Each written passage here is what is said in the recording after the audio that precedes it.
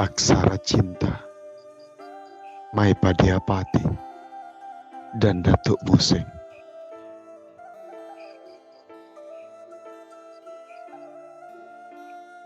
Maipadiapati, kemarilah, lelaplah di pangkuan saya. Perkenankanlah saya malam ini mengenang kisah kita lagi. Sebelum esok gerilya perang kembali bertabuh di Buta Mangkasar. Lupakan tentang hari esok, Datuku. Mari kita sama-sama mengenang kisah itu. Di bawah temaram langit malam ini, hanya ada kita, Datu. Tahukah kau, Maipa? Sejak lama aku telah memimpikanmu. Jauh sekali sebelum pertemuan kita di padepokan tua kakek saya. Sepulang kau belajar mengaji. Maaf telah lancang mengintipmu setiap kali pulang bersama dayang-dayangmu. Saya tahu, Datu. Sangat tahu. Mereka seringkali menggoda saya perihal kau, Datu. Hingga saya jadi mesti penasaran. Seperti apa rupa dan sikap pemuda yang diam-diam mencuri pandang ke arah saya di padepokan. Pemuda idola para perempuan tanah Sumbawa yang saleh, taat beribadah, rendah hati, dan pandai. Kau terlalu berlebihan, Maipa. Saya hanya pemuda biasa, anak gelar, yang secara adat tidak dapat bersejajar bersanding denganmu.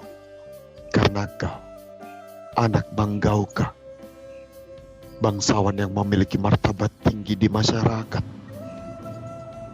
Maipaku, kau adalah kelopak bunga yang paling mekar di antara bunga-bunga yang berseleweran kala itu. Tak pernah saya menemukan sosok wanita secantik dirimu. Sampai mata saya tak mampu berkedip sedetik pun. Dan mulut saya susah terkatup. Kau dengan sejuta pesonamu, Maipa. Tubuh langsing semampai, pipi kemerahan, mata bulat bertahta alis hitam pekat, dihiasi bulu mata panjang melengkung, hidung yang lancip.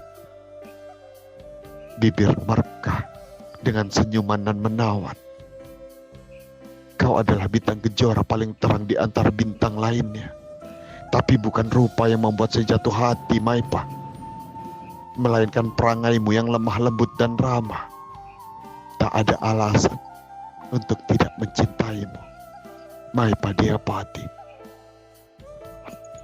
Jika demikian besar cintamu, Datu, mengapa kau pergi membawa serta cincin paling berharga dari bundaku, meninggalkan saya bersama kalimat tak biasamu?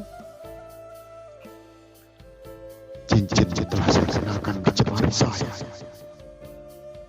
dan saya bersumpah, kelak kau pun akan saya bersunting sebagai pendamping hidup. Kau tahu, berhari-hari saya mengurung diri di kamar dengan amarah di dada, tanpa mengerti apa yang membuat saya marah padamu, selain karena cincin yang kau ambil. Berhari-hari saya terasa terganggu, tidak bisa tidur dan makan dengan teratur. Ada debar-debar aneh yang tercipta setiap kali saya mereka ulang bayanganmu dalam hayal saya, Datu. Sungguh, saya disiksa dengan perasaan di dada yang tidak saya mengerti. Dan satu-satunya cara untuk mengenyahkan perasaan itu adalah bertemu denganmu. Mendengarkan penjelasanmu atas kalimat-kalimat yang kau ucapkan di ambang senja pada pertemuan terakhir kita kala itu. Tapi mustahil, tidak mungkin saya mencarimu, Datu. Kalimat-kalimatmu menjelma pengharapan di dada saya. Lalu setelahnya saya merenggas dalam rindu. Saya jatuh sakit, Datu. Maafkan saya, Maipa. Tidak pernah saya berniat menyakitimu sedalam itu. Saya pun merasakan sakit sepertimu. Setiap kali saya berusaha memejamkan mata, bayanganmu muncul di pelupuk mata dengan sempurna. Lalu saya serukan namamu, Dinda Dayapatiku. Berapa kali saya bolak-balik mencari posisi tidur, tapi tetap saja tidak bisa. Bayangmu masih saja asik menari di remang malam. Sampai gamah fajar berkumandang, namamu masih saya serukan. Kau tahu, saat mengucap kalimat-kalimat itu hati saya telah memilihmu. Pantang bagi saya bermain dengan kata, apalagi memainkan hatimu, Maipa. Saya mencintaimu, sungguh mencintaimu. Sejak pertama kali mencuri senyummu di padepokan. Dan sekarang kau bertanya, mengapa saya pergi setelah kalimat tak biasa itu, Maipa? Karena saya tak merasa pantas untukmu. Apalagi mengingat ayahmu telah menyepakati Ajuluk Siri, penyatuan antara keluargamu dengan keluarga Pangeran Imangang Langsa, bangsawan Lombok yang lebih terpelajar dan memiliki kedudukan yang sama dengan keluargamu. Maka saya putuskan untuk belayar jauh menuntut ilmu ke Madinah, agar menjadi pantas untukmu, walau kecil sekali harapan saya, Maipa. Dan cincinmu, saya bawa serta untuk meyakinkanmu bahwa saya bersungguh dengan ikrar saya dan akan pulang untukmu, Maipa. Ujian kita ternyata belum berakhir, Datuk. Kau akhirnya pulang saat saya tengah sekarat karena merinduimu. Mati seluruh fungsi saraf gerak saya, Datuk. Saya tak ubahnya mayat hidup, sementara Baginda ayah masih saja bersikeras menjodohkan saya dengan Imangang Lasa. Hari itu kau datang dalam sayembara bola raga yang sengaja ayahanda adakan untuk membalikan keceriaan saya. Kau datang menyambut tantangan terbuka Pangeran Imangang Lasa, membuktikan diri bahwa kau layak, Datuk.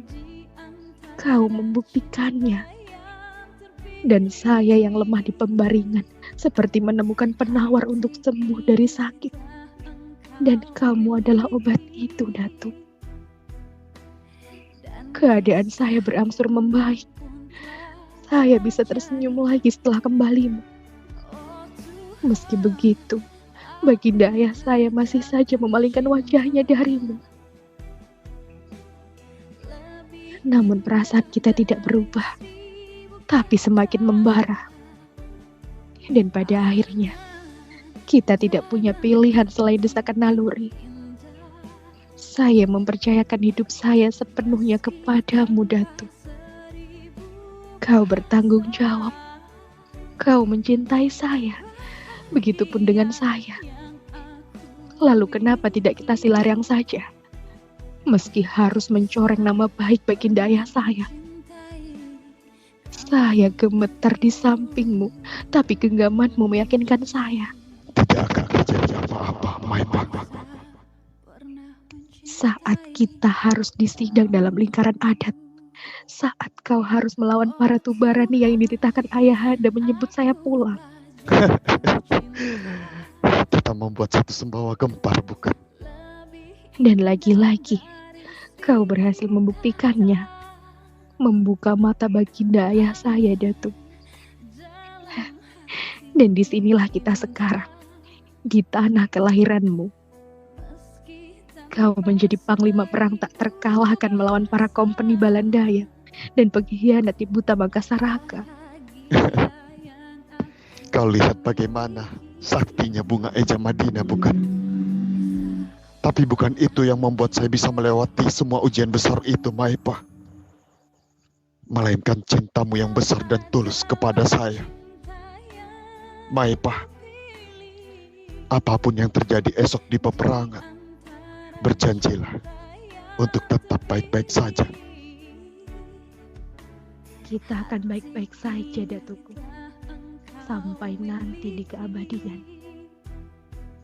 Datuk, dengarkan saya.